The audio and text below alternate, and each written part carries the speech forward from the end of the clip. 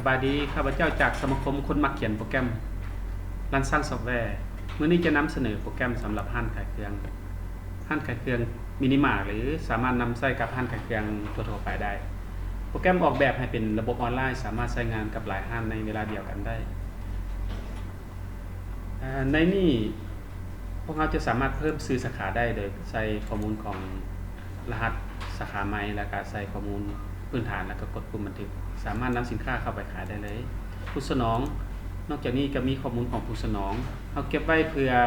เวลาซื้อสินค้าจากเขาเจ้าหรือเราซื้อสินค้ามาแล้วเราส่งได้จ่ายเงินให้กับเขาเจ้าหลายปานใดแล้วตัวนี้จะเก็บข้อมูลของผู้สนองไว้หมวดสินค้าได้แบ่งหมวดสินค้าออกเป็นให้หมวดเป็นหมวดหมู่เพื่อสะดวกในการค้นหาและรายการสินค้าต้องนอนอยู่ในหมวดหมู่นั้นในกรณีมีสินค้ามาใหม่ก็ต้องมาลงข้อมูลของสินค้าใหม่นั้นอยู่ในหมวดใดและก็ใส่ข้อมูลให้ครบถ้วนอยู่ในส่วนนี้นอกจากนี้ก็มีการตั้งราคาขายการตั้งราคาขายแต่ละห้านอาจจะบ่คือกันขึ้นกับว่าห้านนั่นมีค่าต้นทุนหลายปานใดแตกต่างกันต้องแม่นรหัสถึงแม้ว่ารหัสสินค้าเดียวกันแต่การขายอาจจะต่างกันในส่วนนี้จะสามารถเฮ็ดโปรโมชั่นได้อีกนอกจากที่ขายปกติโปรแกรมเราสามารถรองรับเรื่องการเฮ็ดโปรโมชั่นในช่วงเวลาใดหาเวลาใดและราคาที่เฮ็ดโปรโมชั่นนั้นขายเท่าใดนอกจากนี้เวลาการขายในช่วงโปรโมชั่นระบบจะไปเอาราคาที่เราเฮ็ดโปรโมชั่นนั้นมาขายให้อัตโนมัติระบบสางโดยปกติแล้วพนักงานสางจะเห็นแต่ข้อมูลของระบบสางเท่านั้นเมื่อเวลาต้องการเอาสินค้าเข้าสางก็มาใส่ในส่วนเมนูส่วนนี้นะครับถ้ากรณีที่พนักงานสางเอาสินค้าเข้าไปแล้วแต่ข้อมูลมีข้อผิดพลาดพนักงานสางจะบ่สามารถแก้ไขได้โดยตรงดังนั้นต้องมีหน้าที่รายงานให้พนักงานที่รับผิดชอบแก้ไขข้อมูลจึงล็อกอินเข้ามาในระบบและแก้ไขข้อมูลให้กับพนักงานที่เฮ็ดผิด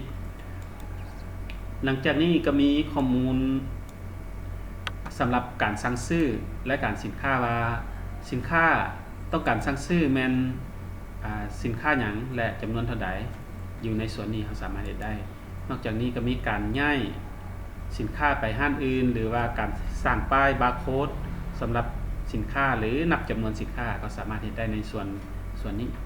นอกจากนี้ก็มีการปิดสต็อกว่าเดือนนี้ปิดสต็อกไปแล้วสินค้าที่ยังเหลือหลายปานใดอยู่ในส่วนนี้อีกเมนูนึงแม่นใช้สำหรับขายโปรแกรมนี้สามารถรองรับการขายได้2แบบคือแบบอ่านบาร์โค้ดโดยตรงในกรณีที่เครื่องอ่านบาร์โค้ดยิงรหัสสินค้าอ่านบาร์โค้ดได้ปกติเฮาใช้เครื่องอ่านบาร์โค้ดอ่านเอาสินค้าถ้าหากว่าเครื่องอ่านบาร์โค้ดบ่สามารถอ่านได้ก็สามารถค้นหาสินค้าแล้วก็ดับเบิลคลิกใส่จากนั้นก็ใส่จำนวนที่ถ้าว่ากรณีขายหลายกว่า1ชิ้นเฮาก็ใส่จำนวนที่ต้องการแล้วก็กดปุ่ม Enter ก็สามารถนำไปขายได้หลังจากนี้เวลาเฮายิงขายครบแล้วข้อมูลของยอดเงินก็จะไปรายงานอยู่ในหน้าแสดงผลให้กับแขกที่กำลังซื้อเครื่องดังนั้นผู้รับเงินจะรับเงินจากลูกค้าเป็นเงินสกุลใดกี่บาทดอลลาร์สามารถเลือกและในกรณีลูกค้าครับจ่ายเงินกีบก็เอาเมาส์มาคลิกใส่ที่ห้องเงินกีบหลังจากนั้นก็ใส่ข้อมูลของใบเงินว่าลูกค้าจ่ายเงินใบที่เท่าไหร่ใบหยังยกตัวอย่าง 5,000 แล้วก็คลิกใส่ 5,000 หลังจากนั้นก็กดปุ่มบันทึกและพิมพ์บิลระบบจะบันทึกยอดขายแล้วก็ตัดสต็อกให้ถูกต้องระบบบิลจะพิมพ์ออกไปที่เครื่องพิมพ์ POS ของโปรแกรมจากนั้นก็จะมีเมนูอื่นๆที่สามารถใช้งานได้แต่ข้าพเจ้าจะบ่ลงรายละเอียดในส่วนนี้เนาะเฮามาเบิ่งส่วนรายงานว่ามื้อนี้ยอดขายว่าหลายปานใดแล้วจากวันที่นี้หาวันที่นี้เฮาสามารถเบิ่งยอดขายย้อนหลังได้หรือเบิ่งยอดขายว่า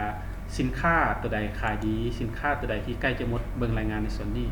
สำหรับคลิปนี้ขอจบไว้แค่นี้ก่อนเนาะจากพวกเราสมาคมคนมักเขียนโปรแกรมขอบใจสำหรับการกดไลค์กดแชร์ให้พวกเราเพื่อเป็นกำลังใจขอบใจ